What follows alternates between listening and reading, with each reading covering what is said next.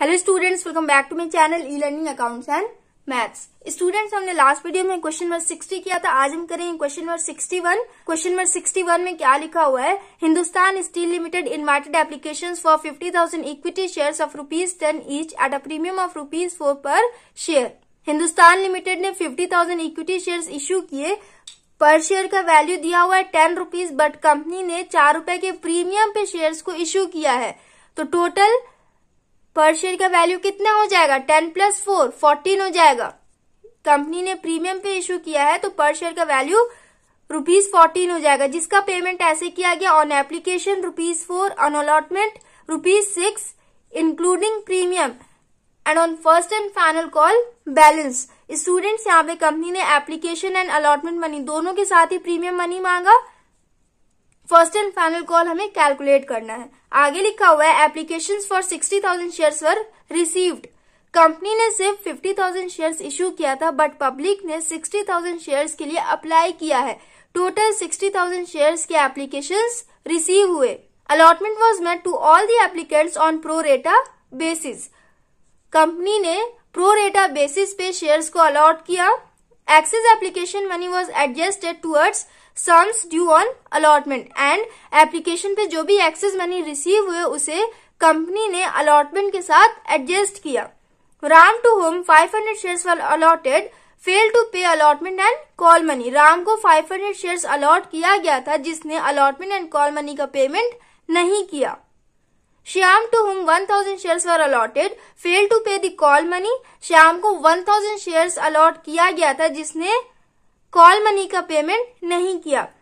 This shares were forfeited. Company ने इन दोनों के शेयर्स को फॉरफिट कर दिया। Out of the forfeited shares 1200 shares were reissued at 10% discount as fully paid up. Total forfeited shares में से कितने शेयर्स को फॉरफिट किया गया? 1000 श्याम का एंड 500 राम का। टोटल 1500 शेयर्स को फॉरफिट किया गया, जिसमें से सिर्फ 1200 शेयर्स को कंपनी ने री इशू किया है। ब्रैकेट में लिखा हुआ है including all shares of Shyam, जिसमें से सारा श्याम के सारे शेयर्स को री इशू किया गया। मतलब टोटल 1200 शेयर्स को री इशू किया गया है ना, जिसमें 1000 पूरा श्याम का है एंड जो रिमेनिंग 200 बचा वो राम का है। ठीक, तो देखेंगे जब क्वेश्चन हम सॉल्व करेंगे तो इसको भी मैं आपको एक्सप्लेन करूंगी। क्वेश्चन नंबर 60 में भी ऐसे ही था। आई होप उसमें बच्चों को समझ में आया हो। उसकी हेल्प से आप ये वाला कर सकते हो, बट अगर नहीं समझ में आया तो इस क्वेश्चन में भी देखिए। एंड में मैं करवाऊंगी, तब आप लोग अच्छे से समझ लीजिएगा। 10% के डिस्काउंट पे शेयर्स को इश्यू किया गया। पास necessary general entry in the books of company.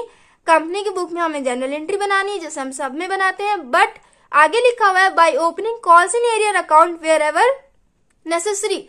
But जहां कॉल्स इन एरियर अकाउंट जरूरी है वहां हमें calls in arrear account open करना है। ठीक, कॉल्स इन एरियर अकाउंट भी इसमें हमें ओपन करना है। चलिए स्टार्ट करेंगे। क्वेश्चन इजी है। मुझे ऐसा लग रहा है कि इसमें calls in arrear account open करने के लिए कह दिया, इसलिए आप लोग को थोड़ा सा डिफिकल्ट लग रहा है। डिफिकल्ट नहीं है, इजी है। देखिए फर्स्ट एंट्री क्या हो जाएगी? सबसे पहले एप्लीकेशन मनी को बैंक में डिपॉजिट करने वाली एंट्री कर लेंगे।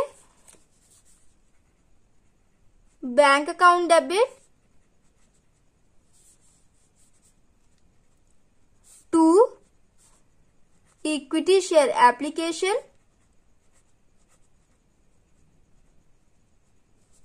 अकाउंट। अमाउंट कितना हो जाएगा? स्टूडेंट्स देखिए, कंपनी ने तो 50,000 शेयर्स इशू किए थे, बट पब्लिक ने 60,000 शेयर्स के लिए अप्लाई किया। तो कंपनी को 60,000 शेयर्स के एप्लीकेशन मनी रिसीव हुए ना।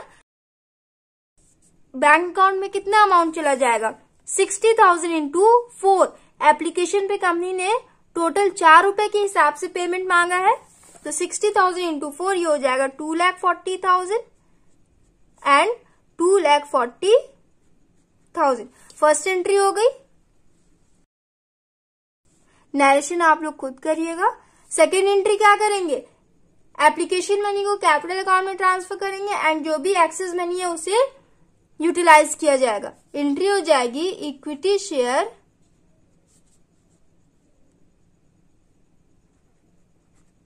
Application account debit to equity share capital account to equity share allotment account,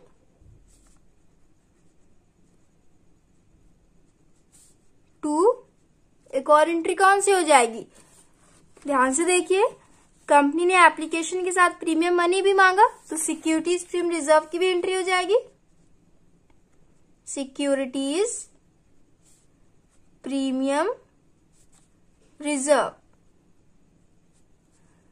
total 2,40,000 receive हुआ।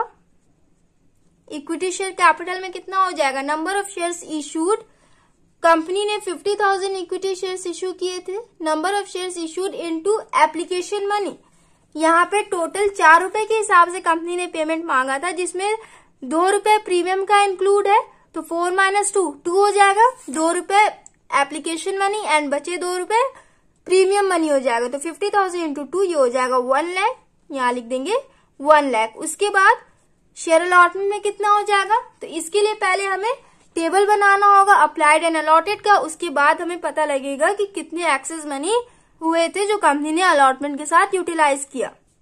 टोटल पब्लिक ने 60,000 शेयर्स के लिए अप्लाई किया था, बट कंपनी ने सिर्फ 50,000 शेयर्स को ही इशू किया है। ओके, तो देखिए स्टूडेंट्स, जिन लोगों ने 60,000 शेयर्स के लिए अप्लाई किया होगा उन्होंने एप्लीकेशन मनी पे किया होगा। कंपनी ने टोटल 4 रुपए के हिसाब से एप्लीकेशन मनी मांगा था, तो उन्होंने 4 रुपए के हिसाब से पेमेंट भी किया होगा, तो 60,000 इंटू 4 ये हो जाएगा 2,40,000, बट कंपनी ने उन्हें सिर्फ 50,000 शेयर्स ही अलॉट किए, उन्हें 50,000 शेयर्स के हिसाब से पेमेंट करना था, तो कितना बन रहा था 50,000 इंटू 4 2 लाख, उन्हें 2 लाख का पेमेंट करना था, बट उन्होंने 2,40,000 का पेमेंट किया, एक्सेस मनी हो रहा है 40,000। एक्सेस मनी की एंट्री हम कहाँ करते हैं, शेयर अलॉटमेंट में करते हैं ना, तो यहां हो जाएगा 40,000। उसके बाद सिक्योरिटीज प्रीमियम रिजर्व में कितना हो जाएगा, number of shares issued into premium money, 2 rupees premium है, तो ये हो जाएगा 1 लाख। हो गया, ये वाली एंट्री समझ में आई। नेक्स्ट एंट्री देखिए, शेयर अलॉटमेंट वाली एंट्री करेंगे। Equity share allotment account, debit to equity share capital account,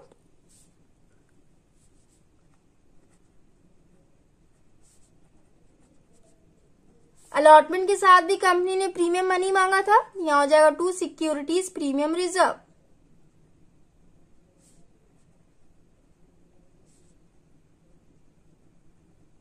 हो गया, अब अमाउंट कितना हो जाएगा, देखिए अलॉटमेंट पे कंपनी ने टोटल 6 रुपए के हिसाब से पेमेंट मांगा था, तो 50,000 इंटू 6 ये हो जाएगा 3 लाख। इक्विटी शेयर कैपिटल में कितना हो जाएगा, number of shares issued into allotment money, total 6 रुपए के हिसाब से कंपनी ने पेमेंट मांगा था, जिसमें 2 रुपए प्रीमियम का है, तो 6 - 2 4 रुपीज हो जाएगा ना, तो 50,000 इंटू 4, 4 रुपए यहाँ अलॉटमेंट मनी है, कितना हो जाएगा, ये हो जाएगा 2 लाख। उसके बाद सिक्योरिटीज प्रीमियम रिजर्व में कितना हो जाएगा, 50,000 इंटू 2, 2 रुपए प्रीमियम मनी था ना, तो ये हो जाएगा 1 लाख। अलॉटमेंट के टाइम में कंपनी ने टोटल 3 लाख मांगा था। अब देखते हैं कि कितना पेमेंट बैंक ने रिसीव किया। एंट्री बाद में करेंगे, पहले कुछ कैलकुलेशन देखें, क्योंकि इसमें हमें कॉल सिनेरियो की भी एंट्री करनी है। अलॉटमेंट पे पूरे अमाउंट का पेमेंट नहीं आया, देखिए, क्योंकि यहाँ पे राम ने 500 शेयर्स लिए थे, जिसने अलॉटमेंट मनी पे नहीं किया, तो अलॉटमेंट के टाइम में टोटल अमाउंट बैंक ने रिसीव नहीं किया, तो यहाँ पे कॉस्ट इन एरियर अकाउंट खुल जाएगा ना, cost in arrear account open हो जाएगा। देखिए कैसे होगा।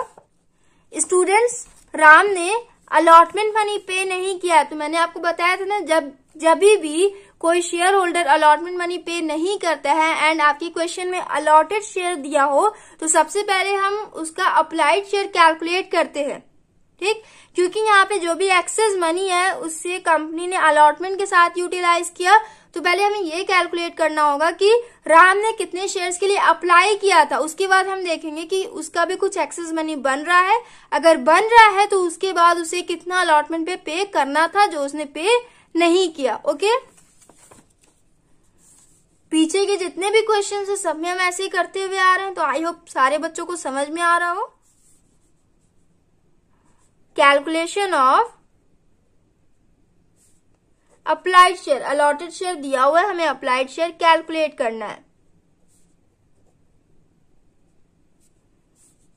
Total number of applied share under pro rata basis upon total number of allotted shares under pro rata basis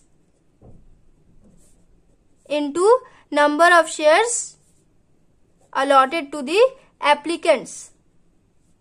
okay, कितना हो जाएगा? जिन लोगों ने 60,000 शेयर्स के लिए अप्लाई किया था उन्हें कंपनी ने 50,000 शेयर्स ही अलॉट किए हैं। एंड राम का हम कैलकुलेट कर रहे हैं ना, हम सिर्फ राम का ही कैलकुलेट करेंगे, श्याम का कैलकुलेट नहीं करेंगे, क्योंकि श्याम ने कॉल मनी का पेमेंट नहीं किया है। ठीक, अगर ये अलॉटमेंट मनी का पेमेंट नहीं करता तो उस केस में हम श्याम का भी अप्लाइड शेयर कैलकुलेट करते, बट श्याम ने सिर्फ कॉल मनी का पेमेंट नहीं किया है, इसलिए हम उसका अप्लाइड शेयर कैलकुलेट नहीं करेंगे, क्योंकि उसका कुछ एक्सेस मनी नहीं बन रहा होगा। कंपनी ने सिर्फ अलॉटमेंट के साथ ही एक्सेस मनी को यूटिलाइज किया है। ठीक, राम को कितने शेयर्स अलॉट किए गए थे? 500। इसे कैलकुलेट करेंगे, 0 से 0 कट कर देंगे, 5 1 5, 5 1 5, 6 into 100 ये हो जाएगा 600। इसका क्या मतलब है? देखिए, राम ने 600 शेयर्स के लिए अप्लाई किया था, बट कंपनी ने उसे सिर्फ 500 शेयर्स अलॉट किए। ओके, तो इसका भी कुछ एक्सेस मनी बन रहा होगा ना। उसने एप्लीकेशन मनी 600 के हिसाब से पे किया होगा, 600 इंटू एप्लीकेशन मनी, ये हो रहा है 2400, बट कंपनी ने उसे सिर्फ 500 शेयर्स ही अलॉट किए, तो उसे एप्लीकेशन मनी कितना पे करना था? 2000 पे करना था, बट उसने 2400 का पेमेंट कर दिया, 400 उसका एक्सेस मनी बन रहा है। यहाँ पे देखिए स्टूडेंट्स, अलॉटमेंट के टाइम में कंपनी ने टोटल 3 लाख का पेमेंट मांगा था, बट जिन शेयर होल्डर्स का ऑलरेडी 40,000 कंपनी के पास है वो 40,000 का पेमेंट नहीं करेंगे, तो कंपनी उनसे कहेगी ठीक है आप मत दीजिए, माइनस करके दीजिए। तो माइनस करके देखिए कितना आ रहा है, 3 लाख माइनस 40,000,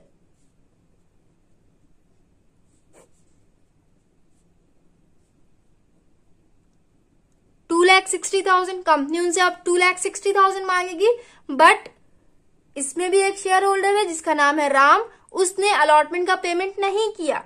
तो अब हमें ये कैलकुलेट करना है कि अलॉटमेंट के टाइम में उसे पे करना कितना था। ठीक, उसे कंपनी ने 500 शेयर्स अलॉट किए थे, 500 इंटू अलॉटमेंट मनी, उसे 3,000 का पेमेंट करना था, बट उसका ऑलरेडी कंपनी के पास 400 है, तो 400 माइनस करेंगे, 2600 का उसे पेमेंट करना था, बट उसने नहीं किया, तो ये 2600 भी आपका कॉल सिनेरियर, 2600 ही आपका कॉल सिनेरियर में जाएगा।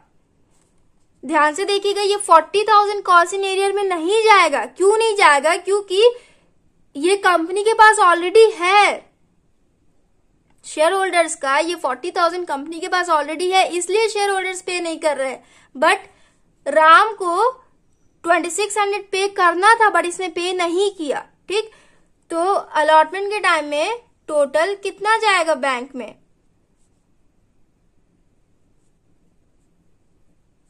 2,57,400 का ही पेमेंट जाएगा। अब देखिए एंट्री करेंगे एंड अमाउंट लिखेंगे, बैंक अकाउंट डेबिट, हमें कॉल सिनेरियर भी ओपन करना है। कॉल सिनेरियर की एंट्री डेबिट में होती है ना, क्योंकि कंपनी के लिए लॉस होता है। यहां हो जाएगा calls in arrear account debit to equity share allotment.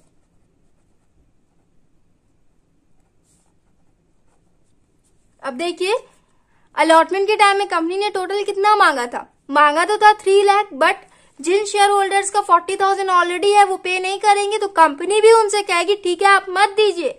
तो कंपनी ने 2,60,000 का पेमेंट मांगा, 2,60,000 का पेमेंट मांगा कंपनी ने टोटल। ठीक, यहाँ पे ध्यान से देखिएगा स्टूडेंट्स, थोड़ा सा ये डिफिकल्ट हो जाएगा आपके लिए क्योंकि इसमें मैंने कॉल्सिन एरियर अकाउंट ओपन किया है। तो ध्यान से देखिएगा, कंपनी ने अलॉटमेंट के टाइम में टोटल 3 लाख बन रहा था, बट जिनका ऑलरेडी कंपनी के पास 40,000 एक्सेस मनी है वो पे नहीं करेंगे ना, तो माइनस करके कंपनी ने 2,60,000 का पेमेंट मांगा। बट उसमें से एक शेयर होल्डर है जिसे 2,600 का पेमेंट करना था, उसने नहीं किया, तो ये 2,600 कॉल्सिन एरियर में चला जाएगा। टोटल अलॉटमेंट के टाइम में 2,57,400 ही बैंक में डिपॉजिट हुआ। अलॉटमेंट की एंट्री कर ली, उसके बाद हम फर्स्ट एंड फाइनल कॉल की एंट्री करेंगे। सबसे पहले तो ये कैलकुलेट कर ले कि फर्स्ट एंड फाइनल कॉल पे कंपनी ने कितने रुपए के हिसाब से पेमेंट मांगा। यहाँ बैलेंस लिखा हुआ है, तो देखिए एप्लीकेशन मनी प्रीमियम को एक्सक्लूड करके लिखेंगे। टोटल 4 रुपए है ना, जिसमें 2 रुपीज एप्लीकेशन मनी है एंड 2 रुपीज प्रीमियम मनी है, and allotment money total 6 rupees है, जिसमें 4 रुपीज अलॉटमेंट मनी है एंड 2 रुपीज प्रीमियम मनी है। तो 2 + 4 कितना हो जाएगा, 6 हो जाएगा। टोटल फेस वैल्यू है 10 - 6, ये हो जाएगा 4। फर्स्ट एंड फाइनल कॉल पे कंपनी ने 4 रुपए के हिसाब से पेमेंट मांगा है। Okay, equity share first call, first and final call आप लोग लिख लीजिएगा, अगर फर्स्ट कॉल भी लिखोगे तो रॉन्ग नहीं होगा। Equity share first call account debit to equity share capital account. अब देखिए फर्स्ट कॉल पे कंपनी ने कितना मांगा, 4 रुपए के हिसाब से पेमेंट मांगा। 50,000 इंटू 4 2 लाख हो जाएगा ना, यहां लिखेंगे 2 लाख एंड 2 लाख। उसके बाद देखते हैं फर्स्ट कॉल पे कितने अमाउंट का पेमेंट आया। एंट्री कर लेंगे हम bank account debit. Students, first call पे भी कॉल्सिन एरियर अकाउंट ओपन होगा ना, क्योंकि यहाँ पे फर्स्ट कॉल पे राम एंड श्याम इन दोनों ने पेमेंट नहीं किया था, तो वो वाला अमाउंट कॉल्सिन एरियर में चला जाएगा ना। यहां लिखेंगे कॉल्सिन एरियर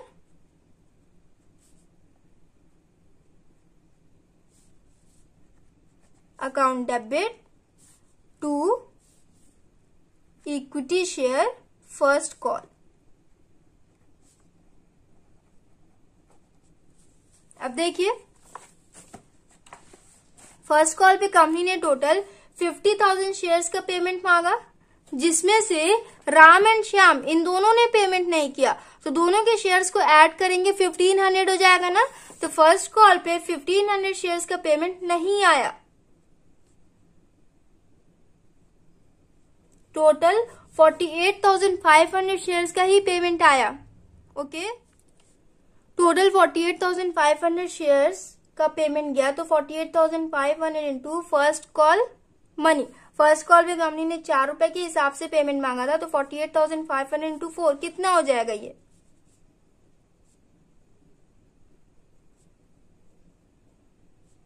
1,94,000। टोटल 1,94,000 ही बैंक में डिपॉजिट हुआ। कॉल्सिन एरियर में कितना चला जाएगा, 15,000 शेयर्स का पेमेंट नहीं आया, जिसे कंपनी ने 4 रुपए के हिसाब से मांगा था, तो 1,500 इंटू 4 ये हो जाएगा 6,000। 6,000 चला जाएगा कॉल्सिन एरियर में। टोटल 2 लाख का पेमेंट मांगा था कंपनी ने, बट सिर्फ टोटल 2 लाख मांगा था कंपनी ने, बट सिर्फ 1,94,000 का ही पेमेंट हुआ है। ये वाला थोड़ा इजी था ना, इसलिए इजी था क्योंकि यहाँ पे हमने एक्सेस मनी का कैलकुलेशन नहीं किया। एक्सेस मनी का कैलकुलेशन हमने इसीलिए नहीं किया क्योंकि जो भी एक्सेस मनी हो रहा था उसे कंपनी ने अलॉटमेंट के साथ ही यूटिलाइज किया था, कॉल के साथ यूटिलाइज नहीं किया था, इसलिए कॉल वाली एंट्री इजी हो जाएगी। ये तो सारे बच्चों को समझ में आया होगा। अब देखिए आगे लिखा हुआ है कि इन दोनों के शेयर्स को कंपनी ने फॉरफीट कर दिया, तो फॉरफीचर वाली एंट्री करेंगे। एंड ध्यान से देखिएगा स्टूडेंट्स, फॉरफीचर वाले केस में सिक्योरिटीज प्रीमियम रिजर्व वाली भी एंट्री हो जाएगी, क्योंकि राम ने अलॉटमेंट मनी पे नहीं किया एंड कंपनी ने अलॉटमेंट के साथ प्रीमियम मनी भी मांगा है, तो राम ने प्रीमियम मनी भी पे नहीं किया होगा। तो देखिए equity share capital account,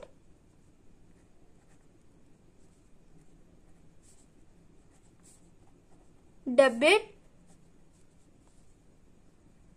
premium हो जाएगा ना यहाँ पे, securities premium reserve account debit. Students यहाँ पे मैंने शॉर्ट में लिखा है, प्लीज आप लोग समझ जाइएगा क्योंकि पहले मेरे यहाँ रॉन्ग हो गया था। Securities premium reserve account debit होगा, समझ जाना आप लोग, ठीक। 2 स्टूडेंट्स यहाँ पे बहुत ही आप लोग ध्यान से देखेंगे क्योंकि आपके क्वेश्चन में लिखा हुआ है कि कॉल इन एरियर अकाउंट हमें ओपन करना है। अगर यहाँ पे 2 इक्विटी शेयर अलॉटमेंट अकाउंट लिखेंगे एंड अलग 2 इक्विटी शेयर फर्स्ट कॉल लिखेंगे, ये ना लिख के अगर हम एक साथ 2 कॉल्स इन एरियर लिख दे तो क्या ये करेक्ट हो जाएगा ना? करेक्ट तो होगा ही, बट आपको समझना भी जरूरी है। क्वेश्चन में आपके calls in arrear account open करने के लिए बोला है, इसलिए यहाँ पे हम दोनों अकाउंट की अलग अलग एंट्री करने की जगह पे हम एक ही साथ कॉल्स इन एरियर में दोनों अमाउंट को लिख देंगे, ठीक। एंड यहाँ हो जाएगा 2 share for feature.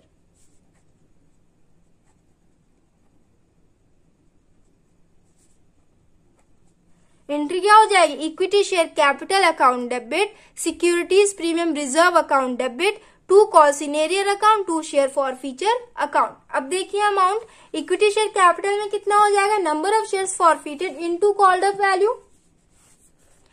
Total 1500 shares को फॉरफिट किया जा रहा है जिसे कंपनी ने 10 रुपए के हिसाब से पेमेंट मांगा था। कॉल्ड अप वैल्यू इसका 10 रुपीज हो जाएगा। प्रीमियम को हम हटा देते हैं, प्रीमियम की एंट्री हम अलग से करेंगे, ठीक। तो 1500 इंटू 10 ये हो जाएगा 15,000।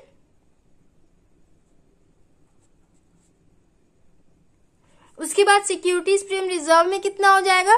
राम ने अलॉटमेंट मनी का पेमेंट नहीं किया था, राम को कंपनी ने 500 शेयर्स अलॉट किए थे, तो 500 इंटू 2 यहां मैं लिख दे रही हूं कि 500 राम का allotted share into premium money. उसे 1000 का पेमेंट करना था बट उसने नहीं किया, प्रीमियम मनी उसे पे करना था बट उसने नहीं किया, तो यहाँ पे इसकी भी एंट्री हो जाएगी। उसके बाद कॉल्स इन एरियर में देखिए, यहाँ पे कॉल्स इन एरियर में ज्यादा आपको कैलकुलेशन करने की जरूरत नहीं है क्योंकि आपने already calls in arrear account open किया हुआ है। तो इन दोनों को आप ऐड कर दोगे, ये वाले कॉल्स इन एरियर को 2600 प्लस इस वाले कॉल्स इन एरियर को, इन दोनों को ऐड करके सिंपली यहाँ लिख दो, करेक्ट हो जाएगा क्योंकि आपने सारा कैलकुलेशन यहीं पे कर लिया है। साफ साफ आपको पता है ना कि अलॉटमेंट के टाइम में 2600 का पेमेंट नहीं आया एंड फर्स्ट कॉल के टाइम में 6000 का पेमेंट नहीं आया, तो टोटल कॉल्स इन एरियर में कितना हो जाएगा? 6000 प्लस 2600 8600, टोटल 8600 का पेमेंट नहीं आया, जिसमें से 2600 allotment money and 6000 first call money, इतने का पेमेंट नहीं आया। दोनों को ऐड करके कॉल्स इन एरियर अकाउंट में हम लिख देंगे, ठीक। उसके बाद शेयर फॉर फीचर में कितना हो जाएगा, तो ये आप बहुत ही ध्यान से देखिएगा।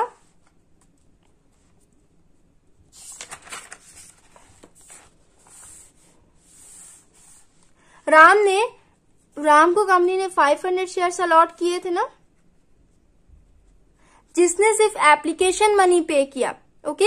इसने allotment money and call money का पेमेंट नहीं किया, एप्लीकेशन मनी सिर्फ इसने पे किया, तो कंपनी इसका एप्लीकेशन मनी वाला अमाउंट फॉरफिट कर लेगी। तो देखिए 500 इंटू एप्लीकेशन के टाइम में कंपनी ने टोटल 4 रुपए के हिसाब से पेमेंट मांगा था, जिसमें 2 रुपीज प्रीमियम मनी भी है। स्टूडेंट्स फॉर फीचर के कैलकुलेशन में हम प्रीमियम को एक्सक्लूड करके इनटू करते हैं, ये मैंने आपको लास्ट वीडियो में भी एक्सप्लेन किया है। अगर आपको ऐसे ना समझ में आए तो पीछे पूरा का पूरा एक टॉपिक है, उसमें मैंने यहाँ for feature of shares issued at premium, इसमें कैसे करते हैं कैलकुलेशन, आप लोग ये क्वेश्चन देखोगे तो आपको अच्छे से समझ में आएगा, उसके बाद ही आगे का क्वेश्चन देखना, ओके। तो यहाँ पे एप्लीकेशन के टाइम में राम ने टोटल 4 रुपए के हिसाब से पेमेंट किया होगा, बट कंपनी फॉर फीचर वाली एंट्री में सिर्फ 2 रुपए के हिसाब से पेमेंट दिखाएगी, ठीक। कंपनी फॉर फीचर वाले केस में प्रीमियम को नहीं लिखती है। अगर पेमेंट ना किया गया हो तो डेबिट साइड उसकी एंट्री कर देती है। देखिए राम ने पेमेंट नहीं किया था 1000 का, तो यहाँ एंट्री हो जाएगी, बट फॉर फीचर में उसने एप्लीकेशन के साथ पेमेंट कर दिया था एंड कंपनी ने वो फॉरफिट किया भी होगा बट कंपनी वो शो नहीं करेगी। ठीक, तो यहां हो जाएगा 500 इंटू 2 1000।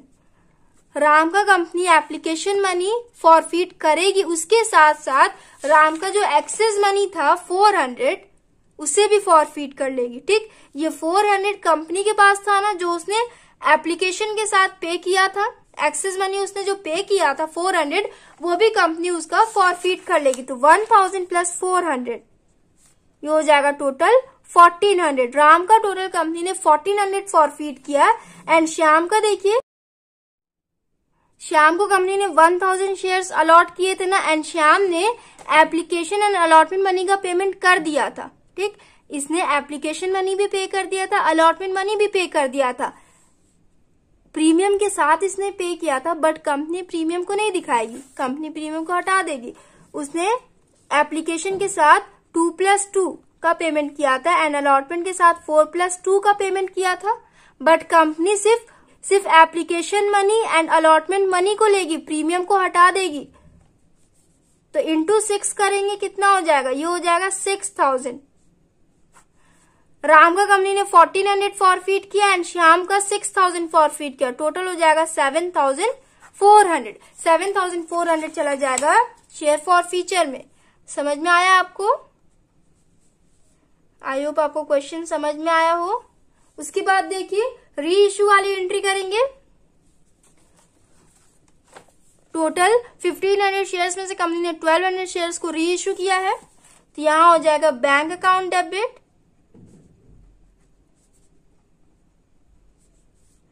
डिस्काउंट पे री इश्यू किया गया है share forfeiture account debit,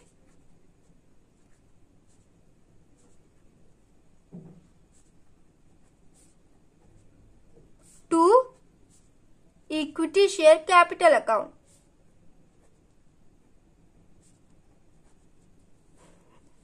company ने 1200 शेयर्स को री इश्यू किया है।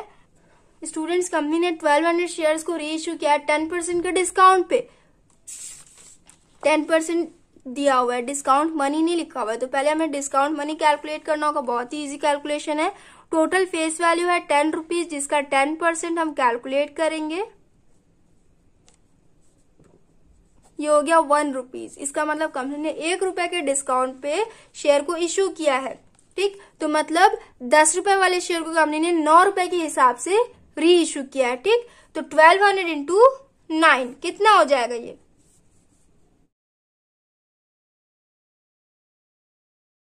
हो जाएगा 10,800। ओके, समझ में आ रहा है? 10,800 हो जाएगा। उसके बाद शेयर फॉरफीचर में कितना चला जाएगा, 1 रुपए का डिस्काउंट दिया कंपनी ने उस पे, तो 1200 इंटू 1 ये हो जाएगा 1200। शेयर कैपिटल में कितना हो जाएगा, फुली पेड अप था, कंपनी ने टोटल 10 रुपए के हिसाब से पेमेंट मांगा था, फुली पेड अप था, तो 1200 इंटू 10 ये हो जाएगा 12,000। रीइश्यू वाली एंट्री इजी होती है। जिन्हें रीइश्यू वाला टॉपिक जिन्होंने पढ़ा होगा उन्हें इजी लगेगा। ये हो गया। इसके बाद हम कैपिटल रिजर्व वाली एंट्री करेंगे। ये वाला थोड़ा सा समझने में डिफिकल्ट होगा। जिन्होंने लास्ट क्वेश्चन देखा होगा, क्वेश्चन नंबर 60, उन्हें समझ में आ जाएगा। उसमें भी मैंने एक्सप्लेन किया था। Share forfeiture account debit,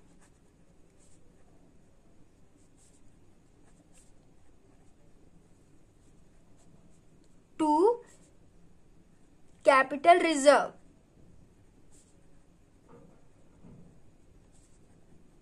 students इसका कैलकुलेशन आप लोग बहुत ही ध्यान से देखिएगा। ओके, देखिए कंपनी ने टोटल 1500 शेयर्स को फॉरफिट किया है, जिसमें से सिर्फ 1200 शेयर्स को री इश्यू किया है। ओके, टोटल 1500 शेयर्स में से 1200 शेयर्स को री इश्यू किया गया है, जिसमें से 500 शेयर राम का था एंड श्याम का 1000 शेयर्स थे। ओके, तो आपके क्वेश्चन में लिखा हुआ है जो भी कंपनी ने री इश्यू किया उसमें स्टूडेंट्स श्याम के 1000 शेयर्स को कंपनी ने फॉरफिट किया है एंड टोटल 1000 शेयर्स को कंपनी ने री इश्यू भी कर दिया है। ठीक, स्टूडेंट्स देखिए यहाँ पे टोटल 1500 शेयर्स को फॉरफिट किया गया है ना, ये 1500 दो शेयर होल्डर्स के शेयर्स है। ठीक, तो पहले हमें ऐसे केस में ये कैलकुलेट करना होता है कि किस शेयर होल्डर के कितने शेयर्स को कंपनी ने री इश्यू किया है। ठीक, तो श्याम के टोटल शेयर्स को कंपनी ने री इश्यू कर दिया, बट राम के 500 शेयर्स में से सिर्फ 200 शेयर्स को कंपनी ने री इश्यू किया है। ठीक, तो जब ऐसा केस आता है टोटल फॉरफिटेड शेयर्स में से कुछ शेयर्स को री इश्यू किया जाता है, तो उस केस में हम कुछ कैलकुलेशन करते हैं ना, हमें 200 के हिसाब से फॉरफीचर वाला अमाउंट कैलकुलेट करना होगा ना। तो देखिए श्याम को तो कैलकुलेट नहीं करना होगा क्योंकि श्याम के टोटल 1000 शेयर्स को कंपनी ने फॉरफीट किया था एंड टोटल 1000 शेयर्स को री इश्यू भी कर दिया, बट राम के 500 शेयर्स में से सिर्फ 200 शेयर्स को कंपनी ने री इश्यू किया। तो पहले हम राम का देखेंगे।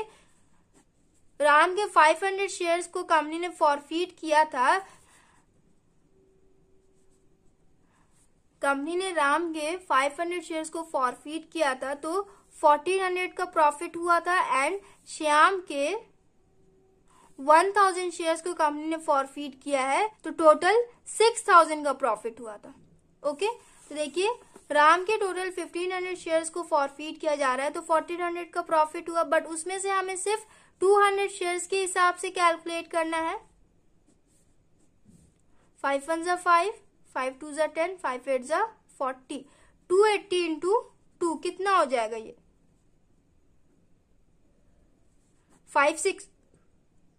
560 आ रहा है।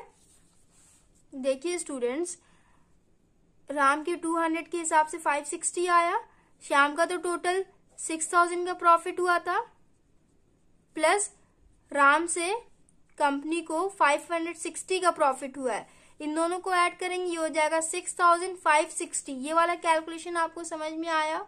ये इसके जगह पे आ जाएगा, यहाँ पे तो टोटल 1500 शेयर्स के हिसाब से फॉरफीचर वाला अमाउंट आया है, हमने 1200 शेयर्स के हिसाब से कैलकुलेट किया तो हमारा 6560 आया है। 6560 में से हम डेबिट साइड वाले डिस्काउंट वाले अमाउंट को माइनस कर देंगे क्योंकि वो लॉस हुआ, कंपनी ने डिस्काउंट पे री इश्यू किया, कंपनी को लॉस हुआ, कितना हो जाएगा ये आ गया 5360। तो ये 5360 चला जाएगा कैपिटल रिजर्व में। क्वेश्चन नंबर 61 हमने कंप्लीट कर लिया। आई होप सारे बच्चों को समझ में आया हो। बहुत सारे बच्चे इस पॉइंट पे कंफ्यूज रहेंगे, आप आंसर मैच करें। आपके आंसर में भी लिखा हुआ है share forfeiture account transfer to capital reserve 560 plus 6000 minus 1200 is equal to 5360 and amount receive on allotment 2,57,400 हमारा आया था ना 2,57,400।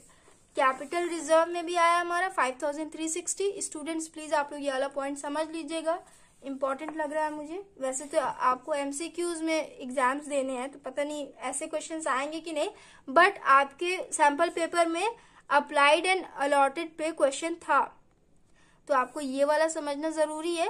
ये भी आप लोग समझ लेना, जब कंपनी टोटल शेयर्स में से कुछ शेयर्स को री इश्यू करती है उस केस में हम ऐसे कैलकुलेट करते हैं। सबसे पहले जिस शेयर होल्डर के फुल शेयर को कंपनी री इश्यू नहीं करती है उसका हम कैलकुलेट करते हैं। इसने 200 को ही री इश्यू किया है तो 200 के हिसाब से हम फॉरफीचर वाला अमाउंट कैलकुलेट करेंगे। इसके बाद दोनों के फॉरफीटेड अमाउंट को ऐड करके डिस्काउंट वाले अमाउंट से माइनस करके लिख देंगे। बहुत ही सिंपल है, अगर आप समझ लो तो बहुत ही सिंपल है, नहीं समझो तो बहुत ही डिफिकल्ट हो जाएगा।